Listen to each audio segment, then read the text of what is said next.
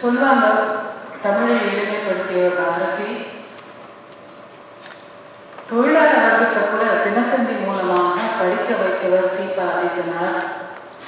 அடுக்கலையிலே இருந்த பெண்களை எல்லாம் படிக்க வைத்தவர் கல்கி என்று சொல்வது போல இளைய தலைமுறை முழுசையுமே தமிழ் பக்கம் ஈர்த்தவர் சுஜாதா.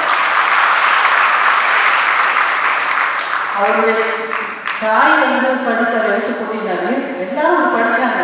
ஆனா அந்த இளைய தலைமுறைக்கு ஒரு தமிழ் பேர்ல ஒரு வேகம், ஒரு ஈர்ப்பு, ஒரு ஆசை எல்லாத்தையுமே வரவழைத்தது. மாடிப்படி ஏறினான்னு எழுதுவார். அந்த விஷுவல் ரைட்டிங் சொன்னாங்க முன்னாடி பேசினவங்க. சுஜாதா பண்ண புதுமைகள் எத்தனையோ, அந்த காயினேஜ் ஆஃப் வேர்ட்ஸ் எத்தனையோ, கணினியில தோங்கி எத்தனையோ. அவர் மல்டி ஃபேசட்டட் பர்சனாலிட்டி. அவர் எதுல தன் முதிரையை பதிக்கல, எல்லாத்துலேயுமே எல்லா ஒரு ஜான்ஸ்லையுமே ஒருத்தருடைய முதிரையை படித்தவர். ஏன்னா இலக்கியத்தை ஒரு பேஷனேட்டா நேசிச்சு, அந்த மாதிரி ஒரு பேஷன் படிச்சது, எழுதினது. நாங்கெல்லாம் ஒரு 20 வருஷம் முன்னாடி 4-5 தொடர்கதைகள், அப்பதான் டிவி கிடையாது, இன்டர்நெட் கிடையாது, ஒன்றும் கிடையாது. நல்ல சரியான ஒரு ஆரோக்கியமான பொழுதுபோக்குன்னா நமக்கு பத்திரிகைகள் தான். 4-5 தொடர்கதைகளே ஒரே சமயத்தில் எழுதினது உண்டு. இப்ப நினைச்சு பார்த்தா எனக்கு ஐயோ நான் நினைக்க கூட முடியாது. ஆனா சுஜாதா அவர்கள் கல்கியில பாசுரம், கேள்வி பதில், கற்றதும் பெற்றதும், அதுக்கு எத்தனை இமெயில் அவரே எழுதுவார். தயவு செஞ்சு எல்லாரும் எனக்கு இப்படி அனுப்பாதீங்க, எல்லாரும் படிக்க முடியல, கேட்டா மட்டும் அனுப்புங்க அப்படின்னு. ஆக 24 மணி நேரம் எல்லாருக்கும் இருக்கிறது, அவருக்கு எத்தனை மணி நேரம் இருந்தோ தெரியல.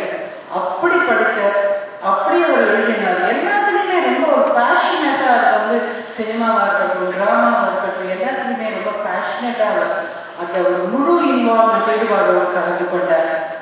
சுஜாதா அவர்களோட கிட்டத்தட்ட 40 வருஷ நட்பு தொடர்பு எனக்கு. கனையாழி கல்கியில எழுதிட்டு இருந்த சமயம் நினைக்கிறேன். தினமணி கதிரில தான் முதல்ல ஷாமிஸ்டாரை நம்ம நினைக்க வேண்டிய ஒரு நிச்சயமா ஒரு அவசியம் இருக்கிறது. ஒரு ஸ்டார்டம் எழுத்தாளர்களுக்கு கொடுத்தது ஷாமிஸ்டார். அதுவும் ஹோட்டல் ஓஷியானிக்ல ஃபேஸ் டு ஃபேஸ், நேருக்கு நேர் சந்திப்பு முதல்ல ஒரு எழுத்தாளருக்கு பெரிய கூட்டத்தை ஏற்பாடு பண்ணி ஒரு நட்சத்திர அந்தஸ்து சுஜாதாக்கு கொடுத்தார். அடுத்த சந்திப்பு எனக்கு ஏற்பாடு பண்ணார், ஸ்ரீகோபாலுக்கு ஏற்பாடு பண்ணார். சுஜாதாவோட அவங்க ஒய்ஃப், நாங்கள் எல்லாருமே எங்களுக்கு ஒரு காமன் ஃப்ரெண்ட்ஸ் திருச்சியில் வருது. அவங்க வீட்டுக்கு கிரகப்பிரவேசத்துக்கு கிட்டத்தட்ட 30 வருஷம் ஒன்னா தங்கி இருக்கு. அவருக்கு ரொம்ப பிடித்தமான அந்த ஸ்ரீரங்கம் கோவிலுக்கு போய் இப்போ அவர் ஸ்ரீரங்கம் பெருமாளோட ரொம்ப சந்தோஷமா ஐக்கியமாயிருக்கார். அப்கோர்ஸ் எனக்கு முன்னாடி பேசி நம்ம சொன்னாங்க, அவர் வச்சு ஆழ்வார் பக்கம் தான் பேசி மோகன் சொன்னார் நினைக்கிறேன்.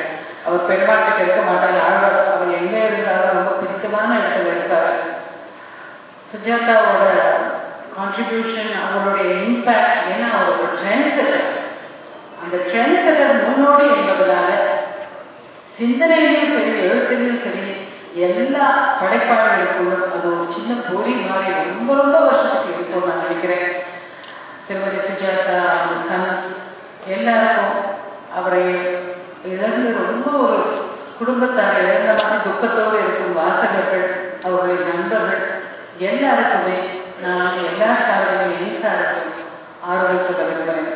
இந்த ஏற்பாடு இந்த துரித காலத்துல எவ்வளவு மிக சிறப்பாக புதுமையாக பண்ண எல்லாருக்கும் அந்த ஃப்ரெட்டர்னிட்டியை சேர்ந்தோங்கிற முறையில நன்றி சொல்றேன். Thank you so much.